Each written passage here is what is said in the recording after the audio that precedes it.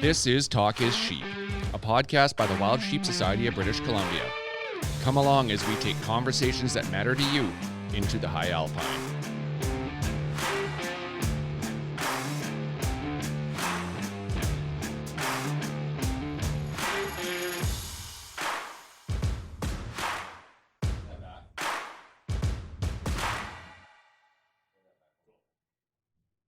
Oh, Steve, yeah. Glad we didn't get that part recorded. Oh, we could. I just don't have to go back and edit it, right? This is all Yeah. editable, right? Episode 30. Can you believe it? We're up to number 30 already. What a insane. ride.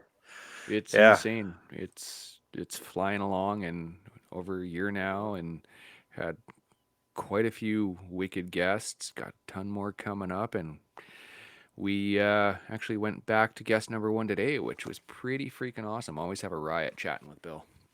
Yeah, so Bill Jex, Provincial wild sheep and mountain goat specialist, such a knowledgeable guy, and really providing a lot of leadership there. It's good to have this dedicated position in BC now.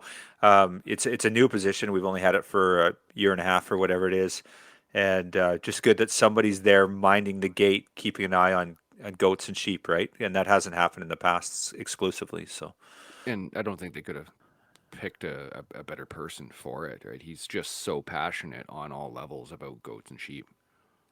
Absolutely, yeah, no, for sure. It's he's a good friend of the societies and a good friend of wild sheep and goats. So it's fantastic, great chat today with Bill. But before we get into the episode, big week for conservation for wild sheep. We put a press release out. Abbotsford Fish and Game reached out to us after their AGM. They have a very big conservation ethic and a very big conservation footprint.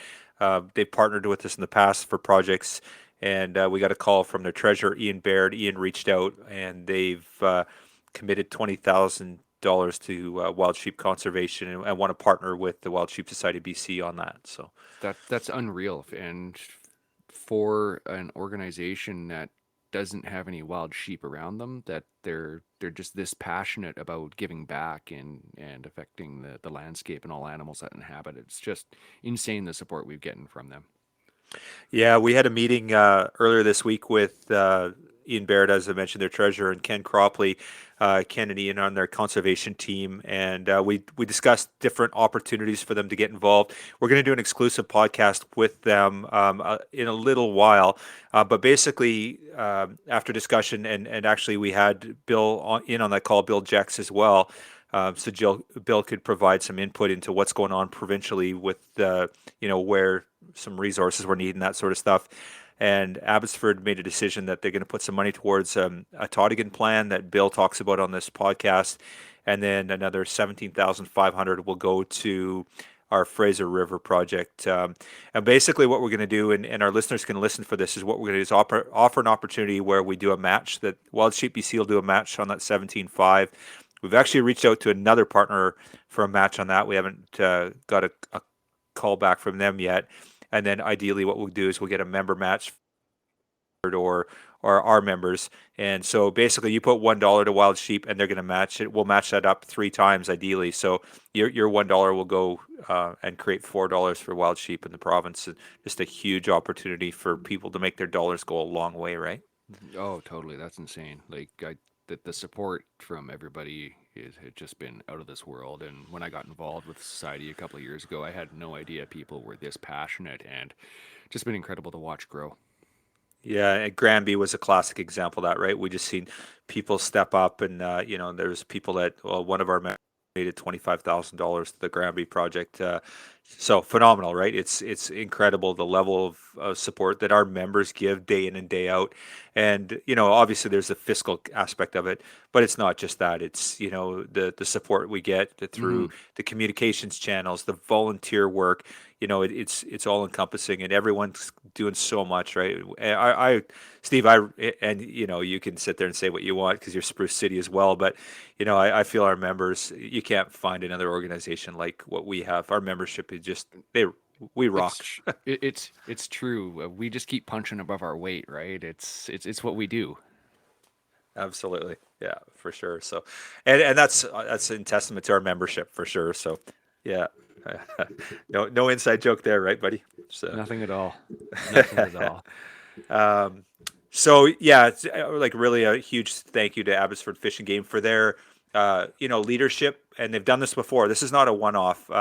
And one thing we talked about on that call is, you know, with Abbotsford is that this isn't just about wild sheep, right? When we put that money on the ground in on the Fraser River ecosystem, it benefits mule deer, it benefits elk, it benefits all these other species, and lots of unhuntable species as well, right? So, Oh yeah. it goes far a long ways for conservation in general.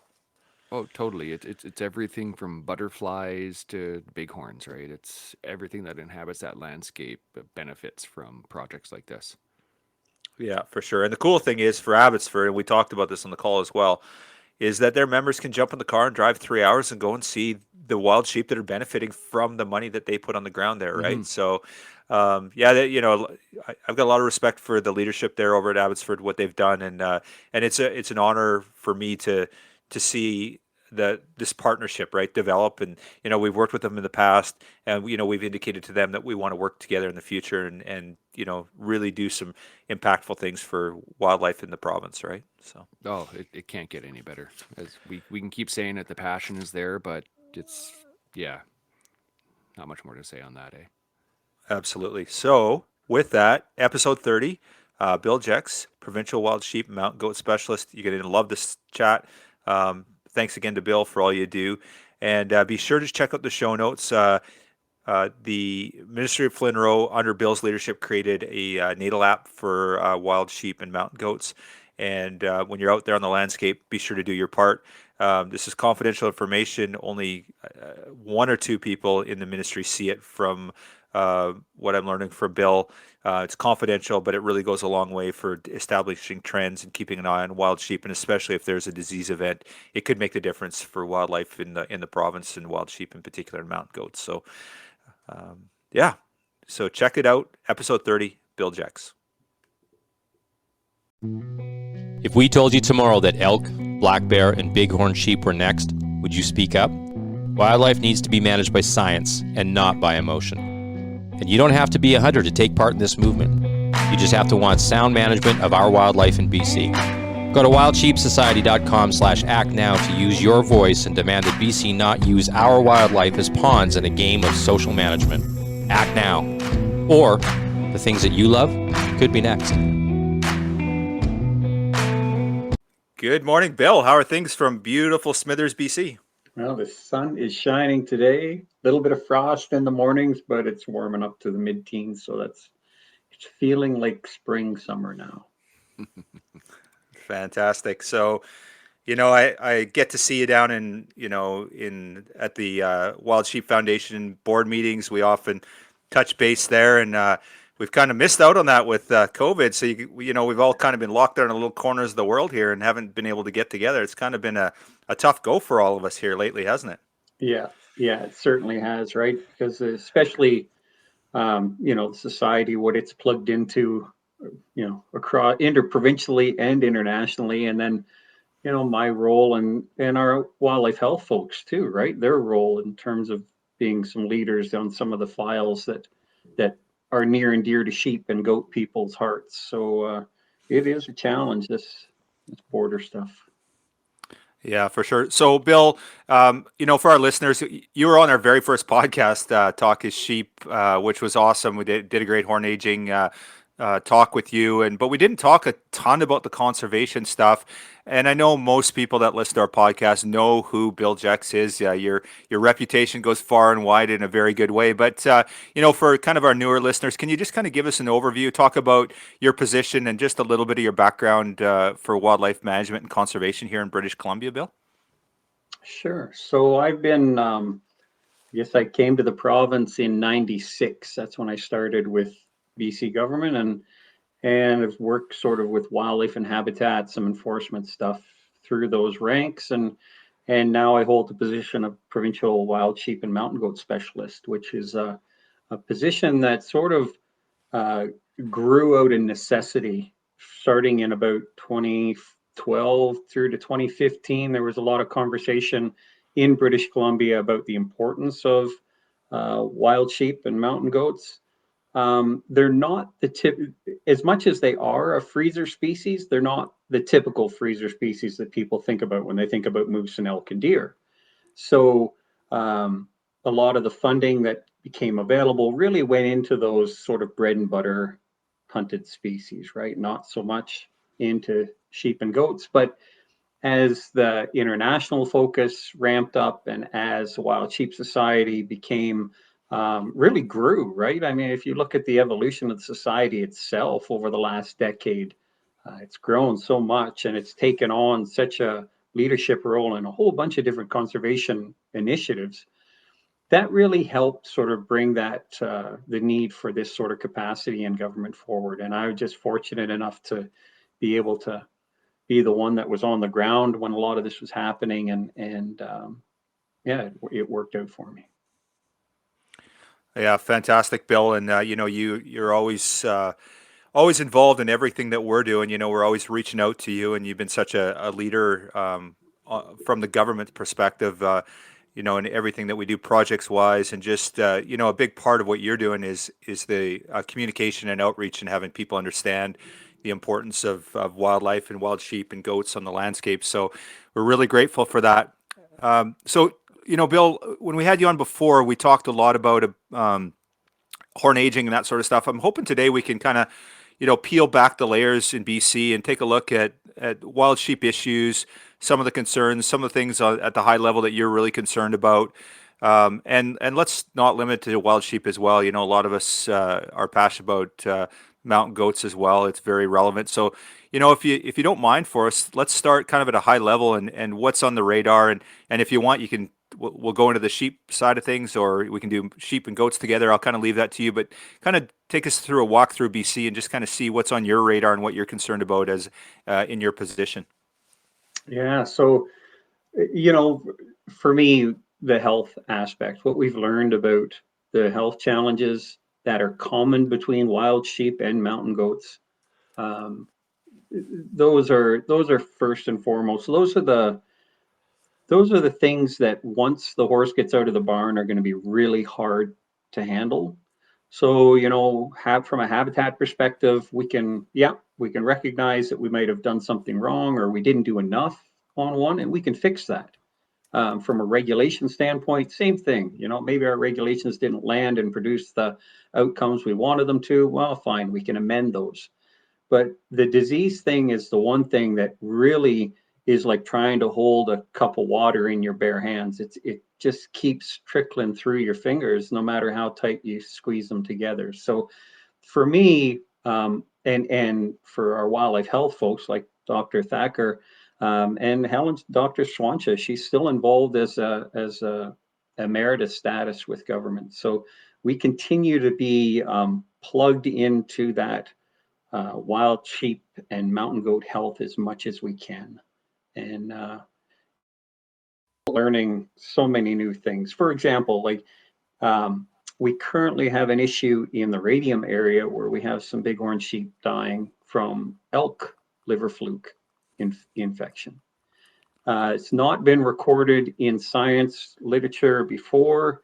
There was a captive study done and show that, yeah, sheep die when they get this liver fluke. And the reason is because the liver fluke didn't evolve with sheep, it evolved with elk. So it doesn't know how to behave in a sheep.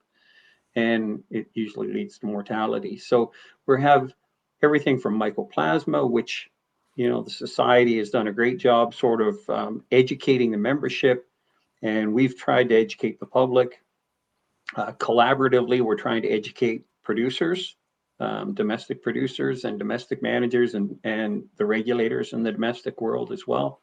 So we're really tackling that, I think, in a pretty good way. But, you get these curveballs that come in out of nowhere, and all of a sudden, liver fluke that nobody ever knew was going to be an issue with bighorn sheep is all of a sudden an issue in a localized population of sheep. So trying to figure out what we can do to abate that threat and manage that threat is something where we're all sort of just just sort of pounding our heads against the walls. But so that's the big thing on the health stuff.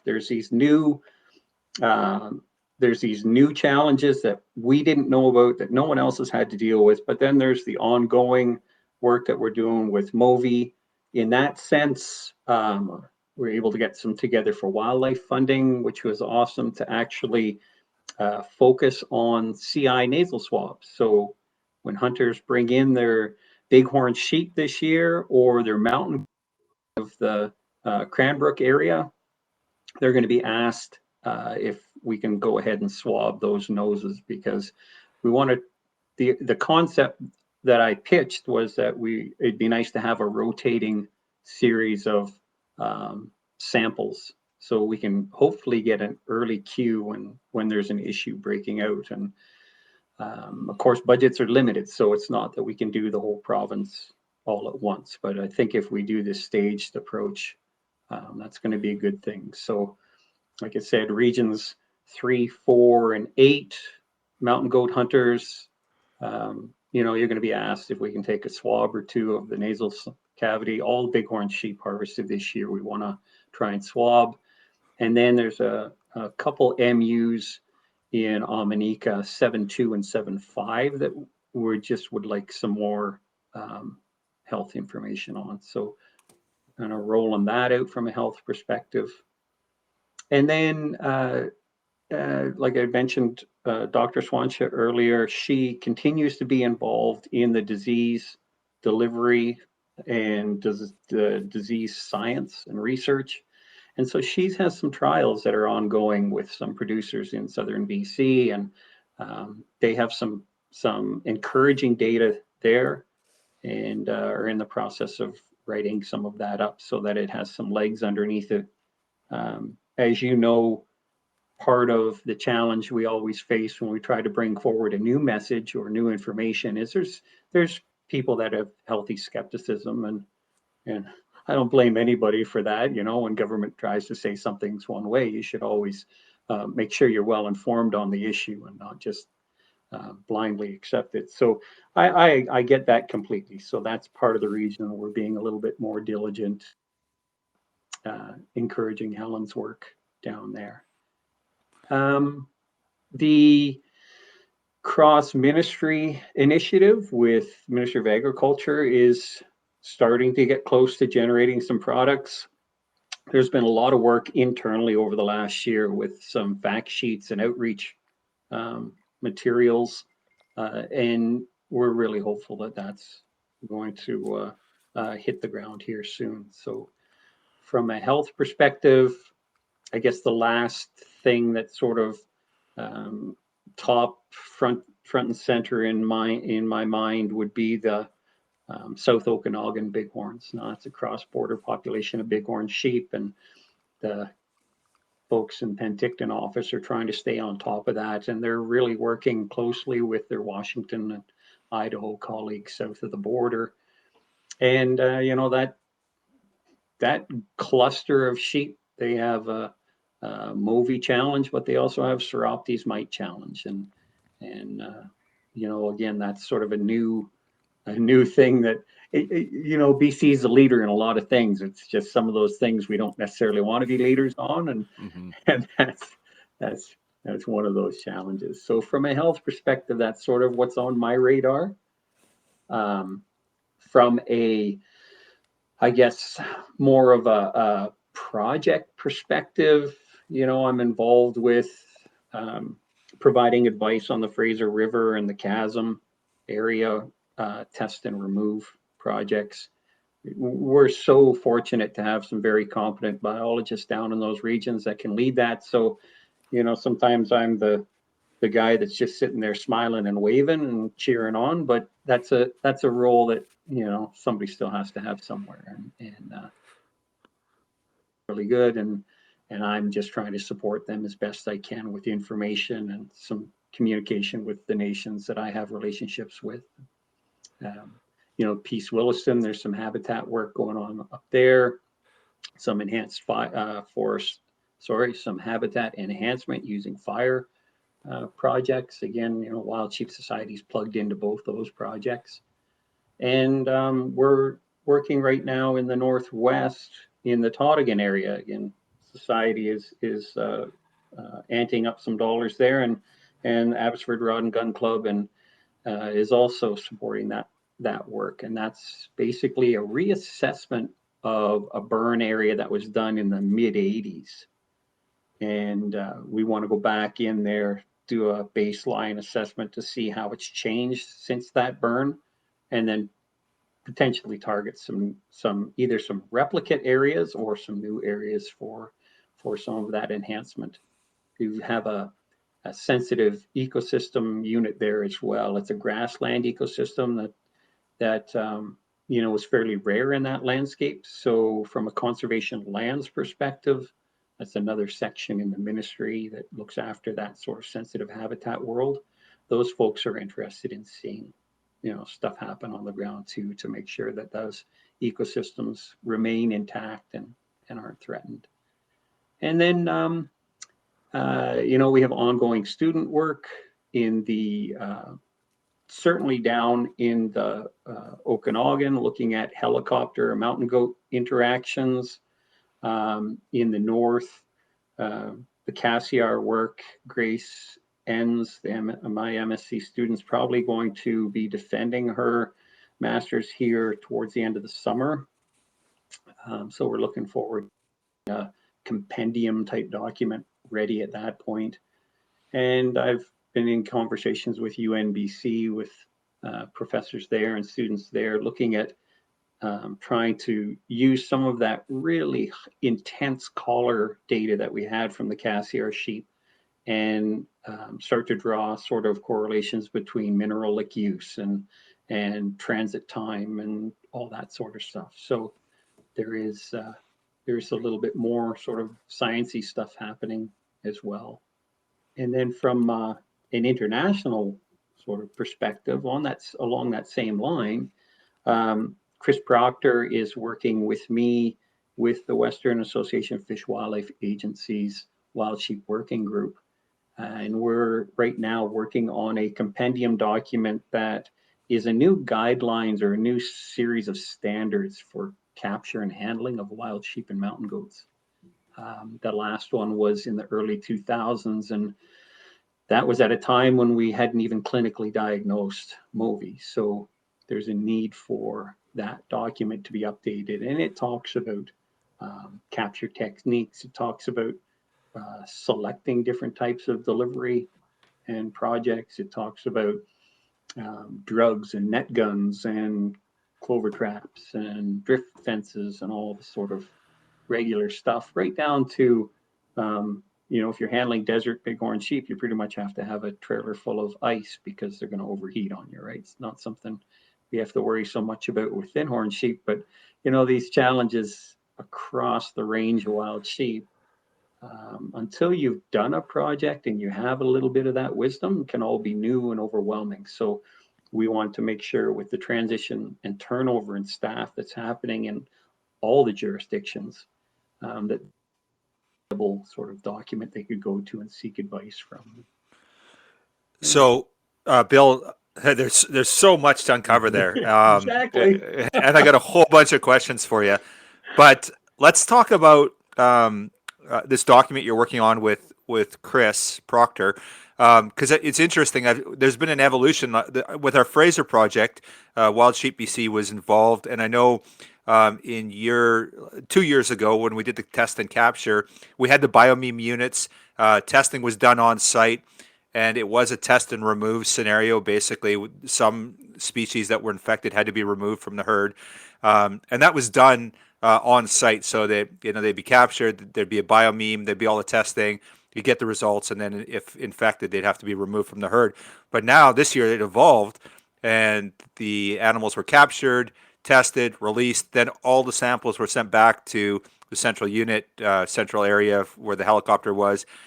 Results were made known, and then the next day they would go out and remove if necessary, right? So there was an evolution even there, just a small thing. So it's interesting to see how a big project like the Fraser project has changed the way business has been done, probably for the better, I guess, hey? So Well, yeah, and just the scope of that project itself. It started fairly localized, it's like eating an elephant, right? One bite at a time. So you got to start at a small local scale, make sure that when you deliver that project, you've covered off those sort of population closure questions. You have an idea of the human challenges that exist in that area from pulling off a project, and then yeah, you get some successes, you tweak your approaches, and now you look at that project and it's growing in geography, which is important for that population, that meta population of sheep. It really is critical that it continues to grow and build out like it does. And I know that the society's been a huge supporter of that, and it really is one of your sort of flagship projects, and it is a very important project to deliver. Like that's the home, or I guess the source of so many of our translocations of wild sheep reintroductions in across the U.S. in particular. So it's that population would be tragic if we couldn't do something to make it better. well, and I find this interesting, Bill, and this kind of ties into all the other stuff that we were talking about. But with our Fraser project, it started small. A 3-year project. Budget was not that small. It was maybe $200,000, which is significant. It's the biggest investment the society's ever been involved in. But it's interesting. You just mentioned Abbotsford Fish and Game, and you were on that call the other night when we were working with Abbotsford Fish and Game and about allocating funds, and they've committed $17,500 to that Fraser River project. And that's one thing our project chair, Chris Barker, mirrored, is that this project started out as a 3-year project. It was, let's get a baseline assessment, see where we are with wild sheep, how they're doing on the landscape, range uses, all that sort of stuff. But Chris has always commented that his vision for this project was 10 or 15 years down the road, where we see some significant increases in wild sheep numbers on there. So working with the disease issue, but much bigger than that. Then we move into habitat work. Working with the government, ideally with an exclusion zone, so we can have wild sheep having a range usage. It's not going to be, they're not going to be threatened by disease. So, really a long-term approach. And I think that's one of the exciting things for us that I see, is that these last 3 or 4 years, the society's been heavily invested in getting these baseline assessments done. We got involved in the Stone Sheep project, that great Cassiar project that you're doing, that Grace is involved in. Understanding how our sheep are doing, where we're at, what are our numbers like, where are we at disease-wise. But the exciting part for me is now we can transition into, what can we do to really help these sheep? What can we do to mitigate disease? What can we do to help the habitat? And for me, that's really exciting. We look at Todigan and the work you're doing there, possibly a burn down the road, a prescribed burn. So, for me, that's really exciting to see these projects. And I think for our listeners and our members that support us, I think this next decade is pretty exciting, because now we've kind of got more of a handle on what's happening with our sheep, so we can start doing the right things to really help grow them now too, right? So Yeah, I think what you described there is kind of the way I think we really have to approach a lot of what we do, right? We start as learners. We start, we seek advice and wisdom we can from people that have done things in a similar way before. We roll it out on the ground. We learn from that. We adapt and change, and then we become doers and teachers. And I think that's where the society is, with the Fraser project in particular, is transitioning now. You were the doer learner, and now you're kind of the doer teacher in some ways, because of the experience that's been gained in that project. And I do like Chris's sort of mindset, right? It's the short-term delivery, And then that allows you to hit that sort of medium and long-term vision, right? And it really is the way I think that we need to be thinking. We've not had that ability to sort of hope to have a reasonably stable budget to do that sort of work before. So were you guys and with government changing the way its funding model as well, we're able to think that, okay, in 5 years' time on this work, we might still be able to access dollars for it. And that changes your mindset. It allows you to be a little bit more effective, like you described there with expanding the geography and just tweaking the way that, the removal aspects happen, because the dollars are going to be there when you need to go back to remove. In the day when we didn't know if we had those dollars, then you were better off to remove the questionable um, individual sheep, because you may not have the dollars to go back and get that one if it turned out to be positive out of the population. So yeah, as that funding becomes more stable, it can benefit how you do stuff on the ground so much. Yeah, and I think one of the things we see, and I find this fascinating to me, is we've got Abbotsford Fish and Game, right? Lower Mainland, and of course their members go out and they recreate and they see these wild sheep. But you got an organization like that, that's not their mandate to look after the wild sheep of northern BC or the Fraser River wild sheep. And they're stepping up and getting involved because they care about wildlife and conservation. It's pretty phenomenal. And then we look from a larger scale, we've got support from the Wild Sheep Foundation down south of the border, and the support we've got there from the national chapter, but also their chapter and affiliates. Eastern chapter has been involved, Midwest, and I think Midwest committed $32,000 to that Fraser River project. To me, it's phenomenal to see that sort of support coming, money coming in from out of the country to support our wild sheep population. So, that's pretty encouraging. And I always get a kick out of Chris. He goes, you tell us what you need, we'll find the money. He goes, you let us worry about that. That's what we're good at. So, there's a lot more work to be done, obviously, but it's pretty cool that to see this level of support from all these different corners of the world that you really maybe didn't necessarily expect you'd find it, right? So, pretty fantastic for me to see that as a conservationist. Well, and the even the evolution of the perceptions and attitudes, right? Now we have domestic sheep and goat producers that are standing beside us saying we have a disease issue that needs to be addressed, and it affects both groups. It affects both.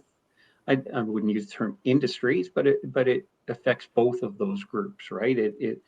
And so yeah, who'd have thought, right? The day where those two groups were pitted against each other and could hardly sit in the same room, to now stand side by each and say, yeah, this is an issue and we want to work together to fix it. That's a huge evolution.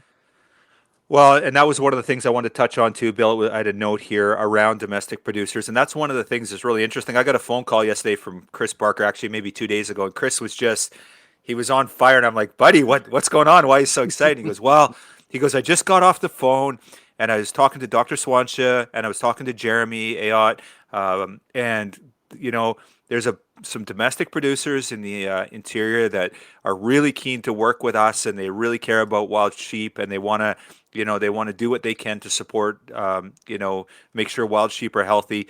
And we're seeing so much more of that. We've seen a small bit of that, and it's starting to build on itself with this educational component and having the dialogue. And clearly producers care about wildlife, right? There's no doubt about that. We've never doubted that. But to see them step up and actually make a sacrifice, it's costing them money. It's money out of their pocket to do this. That's really encouraging, and that gives me a lot of hope moving forward about working with these producers. I think that there is a solution. It's going to mean sacrifices on both sides of the table, but to me, that's really, really encouraging and exciting to see. And I think the work that you've done, Bill, and certainly a huge part of what Helen's done over the past, really her entire career has been phenomenal, right? So it's pretty exciting, and I'm really encouraged to see some of these developments, and I think there's a bright future for wild sheep if we can continue that trend. Yeah, well, I agree. And I think we just have to keep being honest with people and being pretty open and transparent, because it really is sort of fear of the uncertain that drives some of those, um, what, unfavorable or unrealistic perceptions, right? It's people generally want to do the right thing, um, but fear is that factor that can take a logical person's mind and twist it to the illogical. So, yeah, we just have to keep communicating, like you said, keep educating, keep promoting positive outcomes, and I think that'll go a long way. Yeah, fantastic. Okay, so I want to jump back to a couple things that we talked about earlier. Let's. One of the things we talked about was this disease issue. So, you know, I think in some ways we in the wild sheep community of educating people around Movi, but the downside is that there's all these other diseases too, right? And you touched on that. And I think that one of the things that we need to realize, and one of the things I realized working through the Wild Sheep Foundation and being part of chapter and affiliates and all this dialogue, is that this disease issue is much bigger than Movi. Movi's currently by far the worst offender right now for us, but it isn't limited to Movi. There's a number of diseases that are affecting wildlife, and something that we have to be, I think, cognizant of, as conservationists, and we're out and recreating, and knowing that Movi's not the only thing that's killing our wild sheep. Yeah, I would agree. I mean, we have ORF, contagious eczema, so that's becoming more prevalent in our mountain goat populations. Um, I was shared an image of a young mountain goat kid last year. I mean, the kid's clearly going to die. It was heavily scabbed and crusted in the eyes and ears and the mouth and nose, which is pretty sort of typical sort of look to that severe infection of ORF. And these new challenges with things like liver fluke and Seroptes mite, those sorts of things are gonna. It's not just mycoplasma; it's a host of other things. And so, if people take a little bit of ownership to that, say, okay, I'm going to walk and I'm going to take, my horse or whatever I'm taking with me out into the woods, as long as it's in good shape and it's well looked after, there's never an issue. It's the ones don't get the attention they need, or that cause the problems with, in terms of introducing parasites and other issues into the environment. It can be the ones that aren't diligently cared. Good way to say it.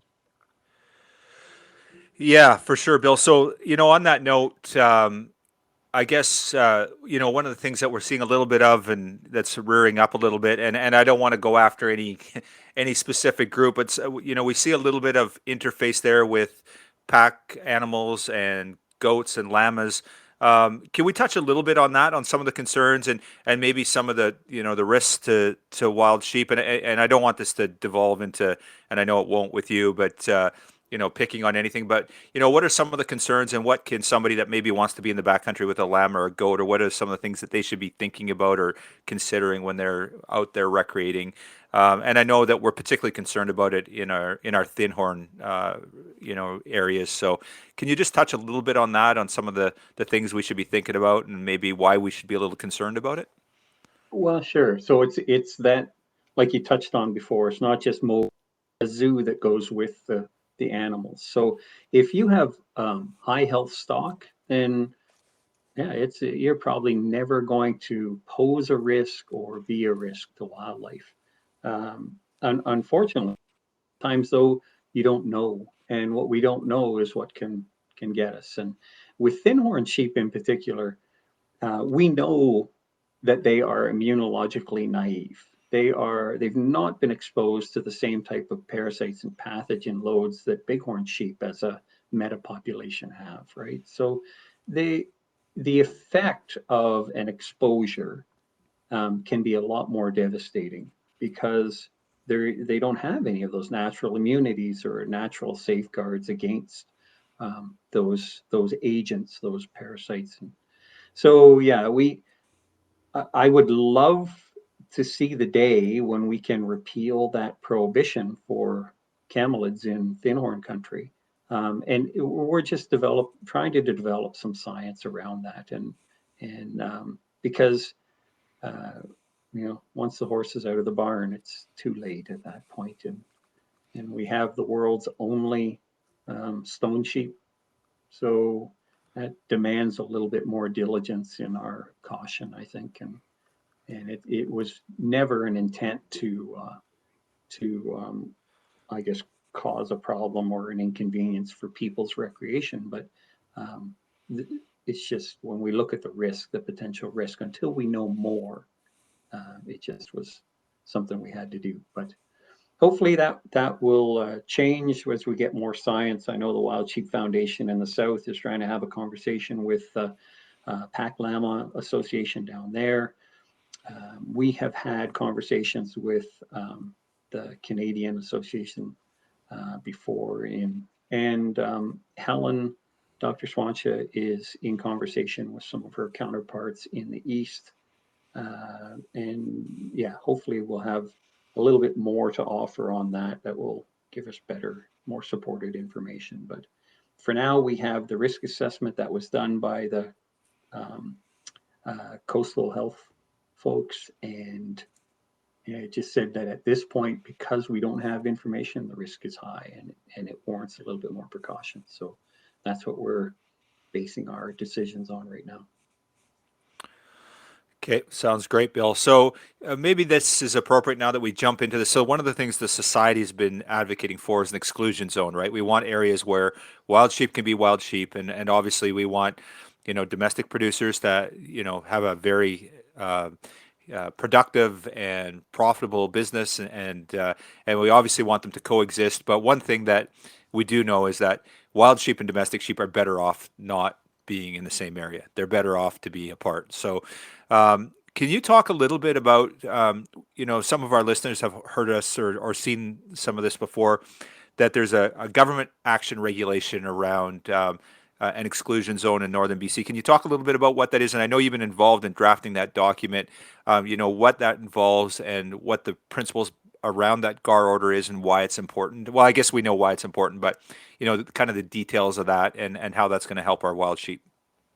Yeah, so it was it under the government action regulations, which really a FERPA, or a Forest and Range Practices Act subset of regulations.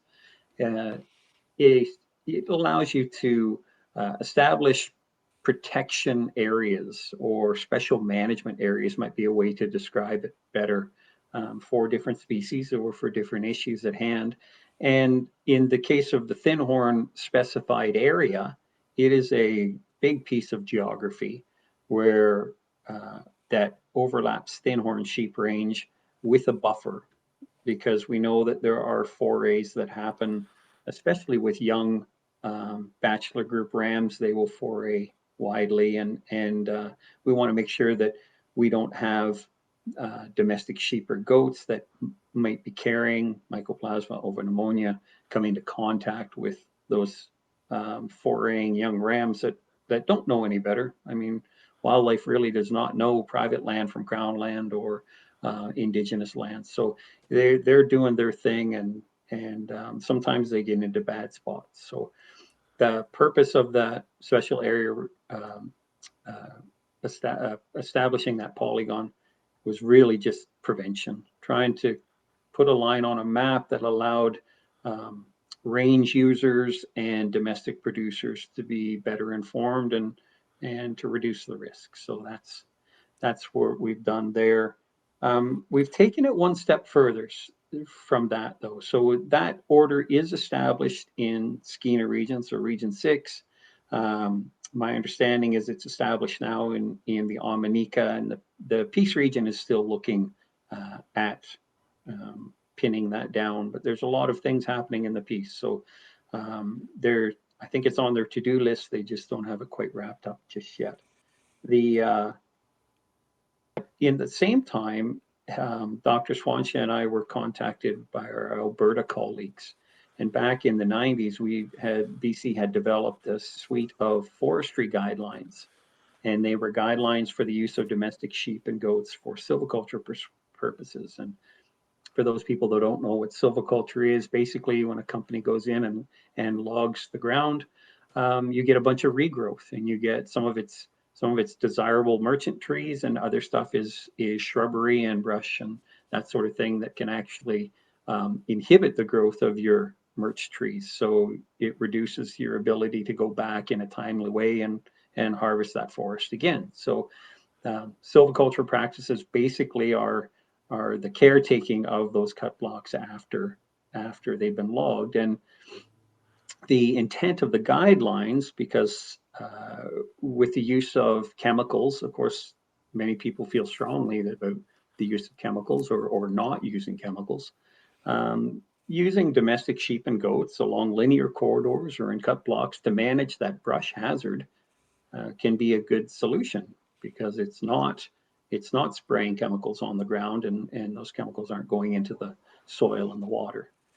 But so we've been working with Alberta to update that 1990s guidelines document with new health information, new testing procedures, new considerations, and that is very close.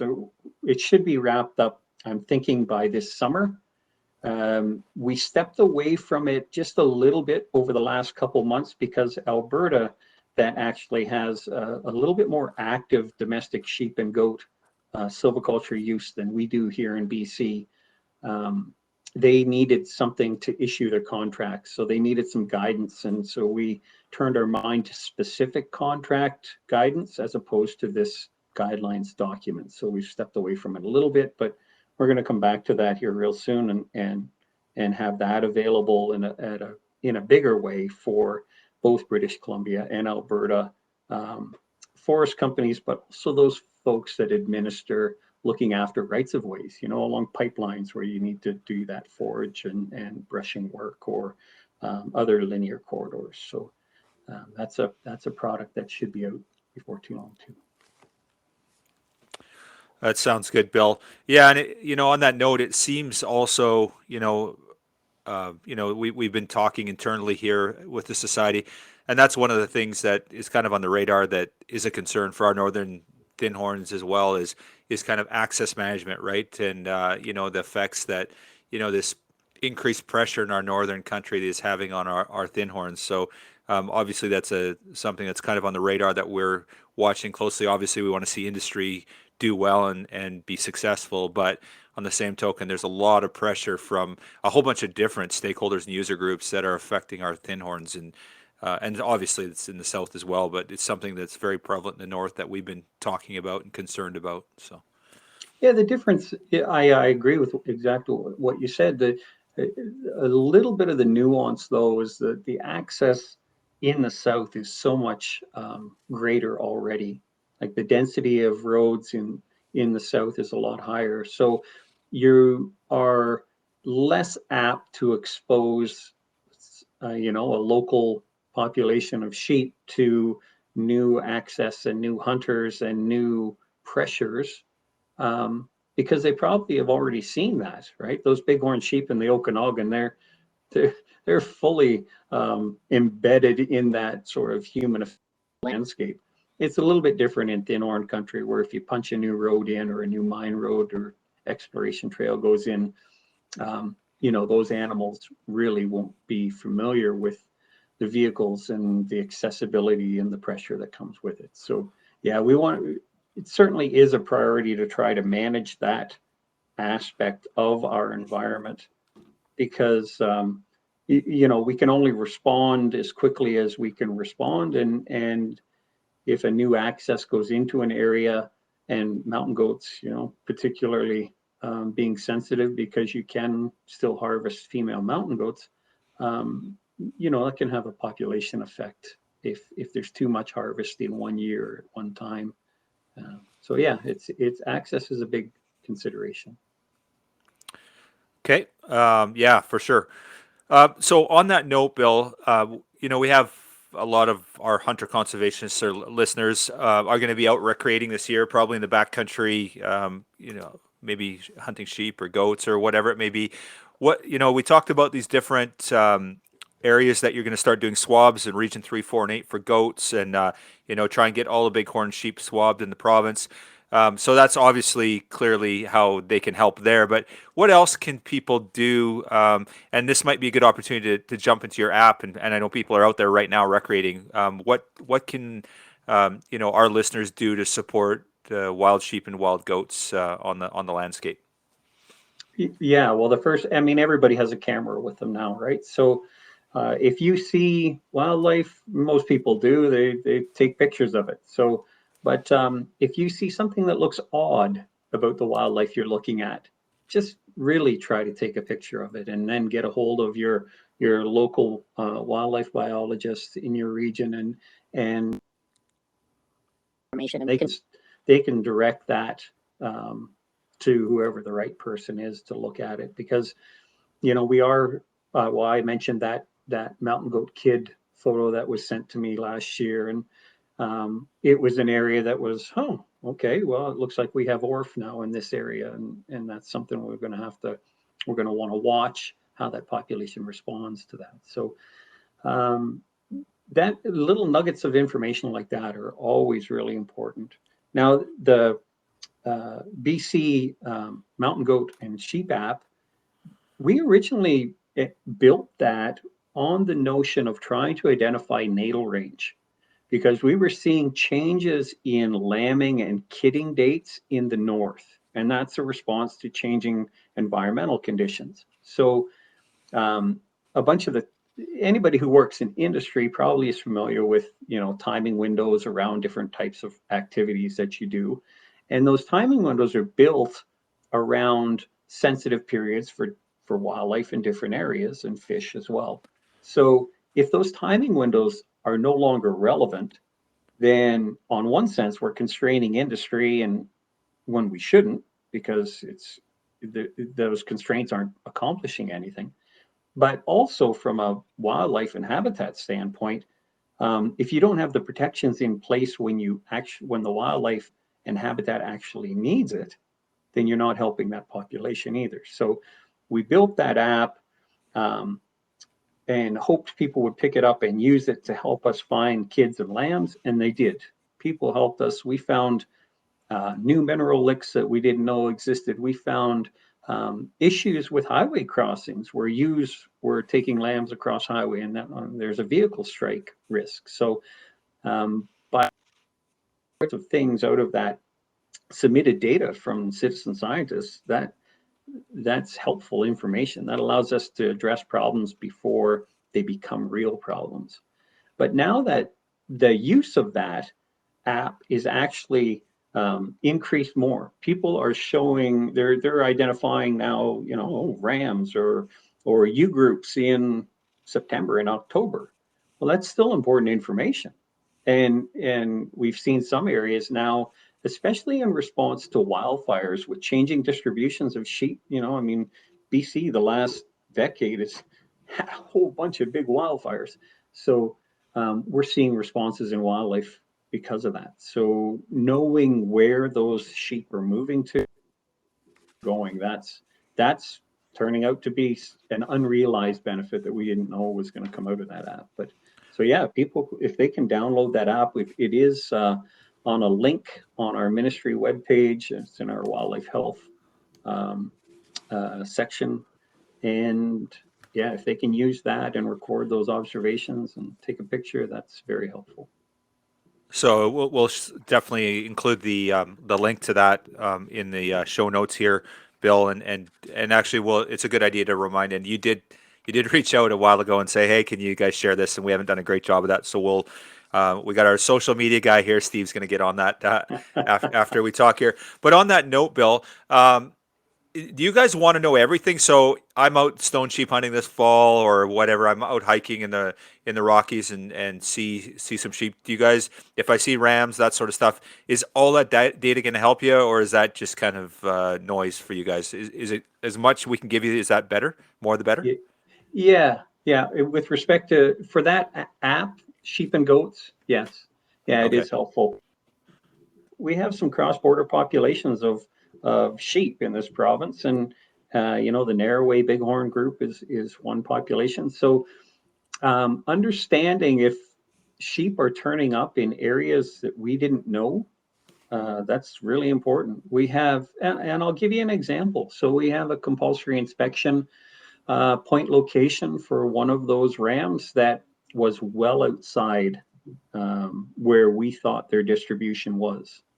Now we're kind of navel gazing that right now to see if it was maybe an error made on the entry. Did they put down the wrong location, or was there, you put down a 3 instead of an 8 or something like that in the coordinates? Is there a human error factor to that? But so yeah, if people are out and they have that app, it's geo-referenced, or you can add and drop a pin on your reference location. The Narrowway is just a good example of where that we have a data point that doesn't mesh with our polygon of distribution, and it would be really important for us to know that, because then we can manage those disease risks and we can manage that access risk, and it just allows us to be so much more effective. For sure. And on that note, Bill, if somebody sees, say, domestic sheep in a wild sheep range, is there any opportunity to report? I know that they can report it through RAP, or they can reach out to us, and we get reports often about this. But is there an opportunity through that app to do anything, or not really? That's not really what it's designed for. Yeah, we when we built it, we wondered about adding that comment field option, but we just don't have the ability to man that aspect of it. So right now, the data, when we go into query, we can pull it by species and by geography, and we can scale that geography. So if we have an area that we're really interested in, we can drill right down, or we can look at big picture stuff. But those comments, like that about a domestic sheep or something, they would be lost in that. It wouldn't be something that we could relatively easily access and understand. So we opted to keep the form as simple as we could, and just hope that if people see those sorts of things, or they see something they're concerned with, that they're going to phone the region and they're going to talk to a wildlife biologist. That really is important. We've, when I started in the 90s, it was common to really have a lot of engagement with the public. People would phone, people would come in. There was a lot of that sort of face-to-face communication. And we would get these nuggets and morsels of information that would help us be better wildlife and land managers. And we've transitioned away from that a little bit. But I would encourage people now, if you see something that looks out of sorts, or you harvest an animal and there's something that's not right about it, yeah, make sure there's all kinds of communication options now. Make sure you're letting somebody know that you found something that's different, because we're not out there as much as we would like to be, and that information is helpful. We've talked about disease and habitat and citizen science. The one thing we haven't touched on that I want to know a little bit more about is predation. Where does that fit in when it comes to lambs and goats and sheep and all the fun stuff there? Yeah, well, yeah, I mean, predators are part of the landscape, right? And British Columbia, some would say is a blessing, some would say it's a curse. We've got a full spectrum of predators, right? Everything from short-tailed golden eagles to grizzly bears. So they do have an effect on wildlife. They do have an effect on wildlife populations. And but if the world is somewhat in balance, then there is a role and a place for predators. It's when that world starts to get out of balance in some ways that you'll see those groups take advantage of that. And for example, I was talking to a fellow from Alaska 3 years ago now. We bumped into him in the airport after coming back on my way back from the Wild Sheep Foundation convention, and we were talking about wolf predation on Dall sheep. And he was saying that they had an active wolf culling program there, and that they had really, reduced their wolf numbers. And in his geography that he was referencing, wolves were an active predator of that Dall sheep population. So they're part of it. you know, a lot of people talk about moose and caribou, but wolves do target sheep in some areas where that terrain is conducive to them doing that. They're smart animals. That's how they survive. And he was saying, you know, so we took this on, and the government of Alaska supported this cull, and we've been doing it for several years now. He said, but we've seen a change. He said, we don't have wolves anymore, but we've got coyotes. And so what are your thoughts on coyotes? And I told him, well, if I had the choice, I'd take the wolves over the coyotes, because the coyotes are smaller and so much more effective at killing lambs than wolves are. So, you know, we just have to be aware that every intervention that we do, that we think ahead about the opportunities for maybe worse outcomes. And we don't have a tool to manage golden eagles, but golden eagles are a major predator of wild sheep. And, you know, just this year alone, there's a new project going on in the Atlin area.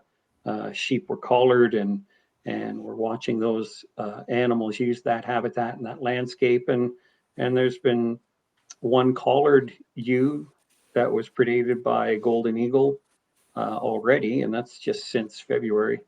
And during some inventory work that was happening up there associated with that work, there was another eagle found with that had taken down a pair of lambs. So, you know, eagles are apex predators of wild sheep, and we currently don't have a way to try to discourage them from being and doing what they do. It's just something that happens. So what we need to do in that sense is make sure that the other factors, the habitat and the production of sheep, are looked after so they can weather that golden eagle storm when it happens in the spring.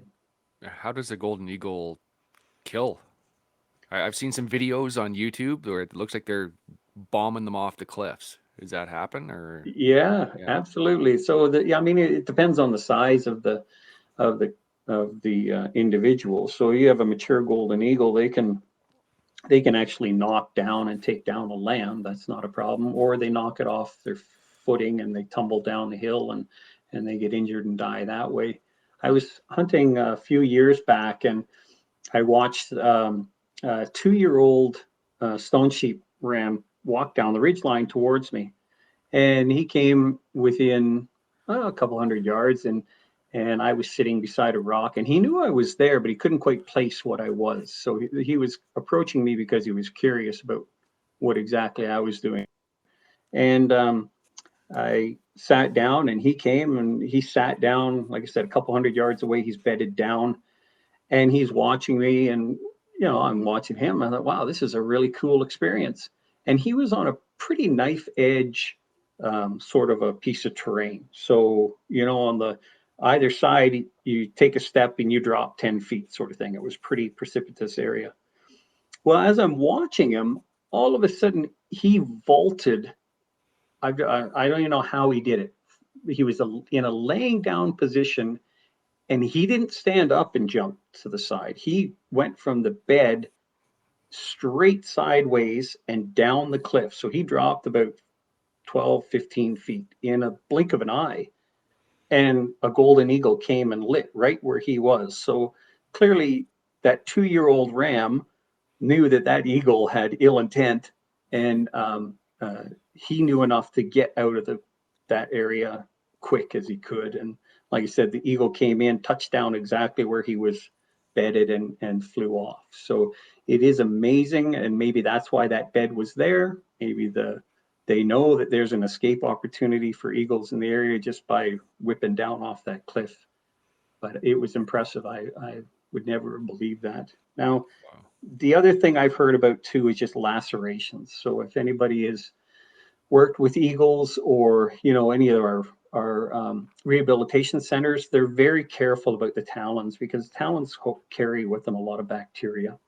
And you know, we think of them as being these sharp, pointy, needle-like objects, and they really are, but they also hold a lot of bacteria as well. So I've been told of stories where the eagles will come in and lacerate the loins or the backs just by swooping over top of an adult, and then that adult gets sick over the course of a few days because of that bacteria, and then they become to a point where they can't look after themselves. The eagle comes in, finishes them off, and it's Wow. hot lunch, right?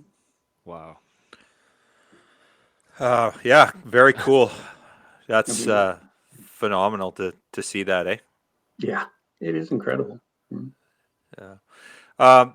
Bill, one of the things, I've heard you say this before around prescribed burns that that's not necessarily always, everyone thinks, oh, just burn, burn, burn, burn.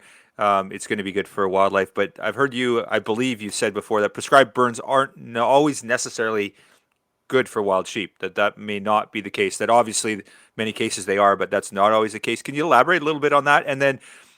Uh, and then maybe just touch on the fertilizer aspect. I know that we've talked to you before about this fertilizer project that you've been looking at in Region 6, and maybe touch a little bit on that. I just don't know a ton about it and would love to hear a bit more on it. Yeah, so we're all victim of the same thing. We like things to be simple and general, and and that's kind of the way that we roll stuff out. So when it comes to burns, that's kind of what's happened. Everybody has a notion that all burns are good, and certainly for bighorn sheep in hotter, drier climates, there's all kinds of science that shows benefits from opening up sight lines and improving grassland quality and all that sort of stuff. The science for thinhorns is a little bit thinner, and it's not so much about the rolling back that shrub and tree canopies, and as much as it is sort of those other things that happen. So I'll give you an example. East area, for example, between the 60s and the 90s, burnt hundreds of thousands of hectares of 146,000 hectares or something like that. I forget the exact number, but it was well over 100,000 hectares. At the same time, they were doing aerial wolf cull. That was in the 80s, mid to late 80s. And the elk population in that area grew from about 1,500 animals to 7,500 animals. Like, it was a huge positive upswing in elk population. They clearly benefited from that burning. But when you have that high of a freezer species walking around, wolves and bears and all the other predators take note. So they move into the area in bigger densities, and then predators need to eat meat, and it doesn't matter if it's elk or deer or sheep. They need to eat. And so what we see is the spin-off negative effects that maybe aren't directly the result of the burn, but they're directly the result of the responses of wildlife and habitat condition from the burn. So it's all it's convoluted and complicated, and there's no easy outcome or easy way to say it. But we just need to make sure that we don't oversimplify those relationships and think that every burn that happens in every location is going to be good for sheep, because when you blow up an elk population like that, and the inventory information suggests that sheep population declined dramatically in that same area, it's not the intended outcome you wanted to have, right? Devil's in the details, eh? There you go. It always is, isn't it? Yeah. So, Bill, one of the things that this fertilizer program you're looking at, is this being done in other jurisdictions? I know you're looking at it for BC. Kind of what's the latest on that? I'm hearing a little bit more about it lately, but prior to a few years ago, I didn't know too much about it. So, can you talk a little bit about what's involved with that at all, or? Yeah. So linked into the Cassiar work, while we were out doing inventory work and watching those ewes use the landscape, there was some interest in enhancing the habitat at the same time. Because of the way that Grace's project was set up, we couldn't actually sort of plan out any interventions at that point in time. It would muddy the water on her findings too much, and we don't want that, right? Like, bad science is not good science. So we we wanted to stay away from that. So we did delay. We have held off. But as we're looking at that range in the Cassiar, anybody who's been on those mountaintops will see there's a lot of gravel. There's not very much in terms of the way of trees or shrubs, and there's some grass up on top. So the conventional use of fire to knock that shrub layer and that tree canopy back, we were hard pressed to find a spot you could drop a match that would benefit sheep directly. So we started to mull over other options in terms of trying to improve nutrition, because what we did find in handling those sheep is that they were not in great condition.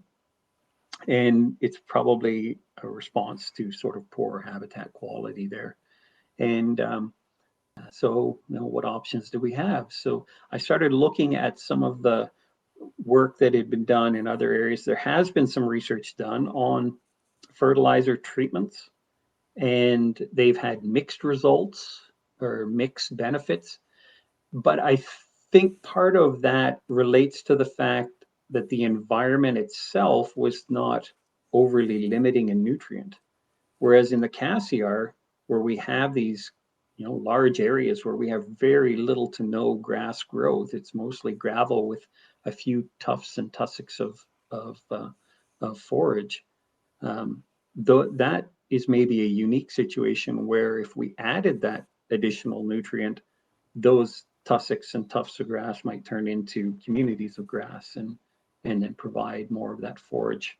So yeah, that was kind of how that concept grew. And we're trying to get out now and just collect some baseline nutritional stuff. So one thing that is happening that's consistent, becoming more consistent across sheep projects. So the Northeast Burns, for example, they're going to be doing nutritional assessments and micro and macronutrient concentrations pre and post burn. We're going to do that in the Tottigan area as well. Head out there this summer, collect some pre-intervention samples for nutritional assessments, and then do the same thing in the Cassiar. So we're kind of leading the development of that level of detail in nutrition. And we will continue to learn as we get more information. Right on, Bill.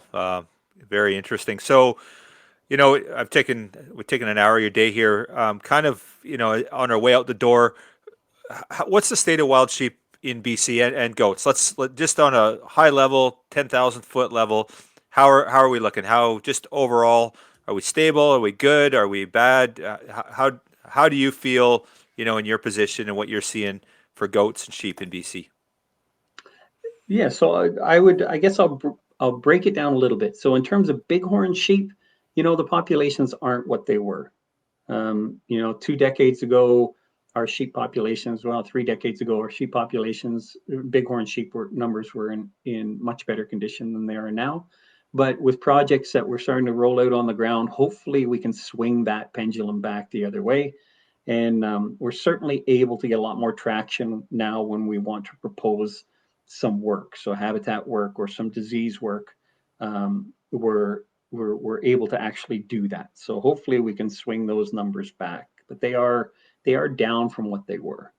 Mountain goats across the province, I think they're down. The general consensus from the regional biologists is that the numbers are lower than what they have been in past. Whether that's part of a regular cycle that's related to climate cycling, we don't have the level of detail to know that. So right now we're trying to do some inventory work. We're coupling along, this nasal swabs with the compulsory inspected heads and rotating that around the province. We're just trying to develop that body of information to help inform us on that. And then in terms of thinhorn sheep, we are in the process with the management plan that we're working on this year. Hopefully we'll have it wrapped up by the end of fiscal. We have drawn some new lines on maps. So we know that the old subspecies boundaries were not supported by the genetics work that we've recently completed. And so we are updating those polygons. But at the end of the day, even though our gross number of stone sheep went from, 12,000 down to say 9,000 or somewhere in there. It's not that there's fewer sheep on the mountaintop. It's just that we're redrafting these lines. So if you look at Dall sheep, for example, they went from 400 animals to all of a sudden 1,000 animals. So it's not that there's so many more Dall sheep. It's just that now we know that genetically animals we had been referring to as stone sheep were not stone sheep. So from a thinhorn sheep population, I think we're still reasonably stable. We have a couple sore points, but those are localized things that we're going to have to wrap our head around in terms of access and harvest pressure. But from a global perspective or a 10,000 foot perspective, our thinhorn sheep are relatively stable.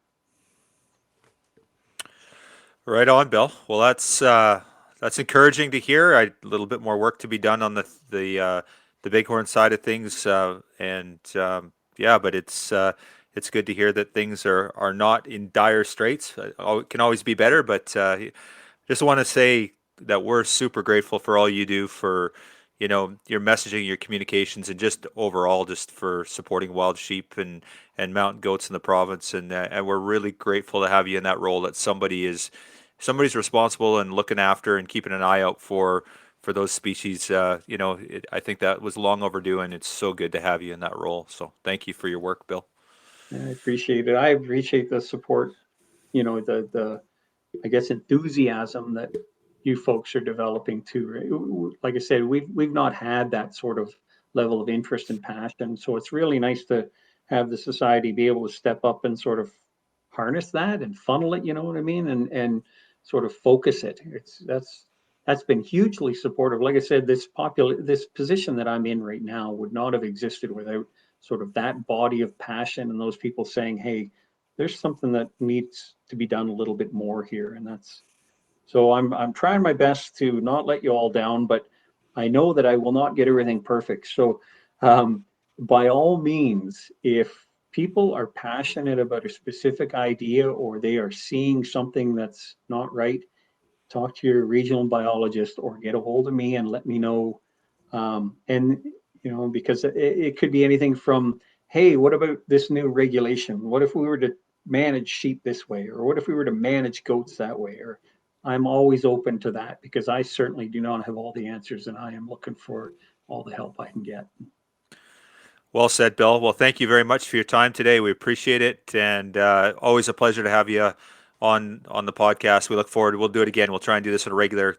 Just keep everyone up to date on what's going on in the province. And I think having your leadership and your communication out there is a big part of what you're doing. And I think that our members need to stay plugged in, and you do a great job of that for us. So thank you again. Yeah, thanks a bunch to you and Steve and the rest. Yeah.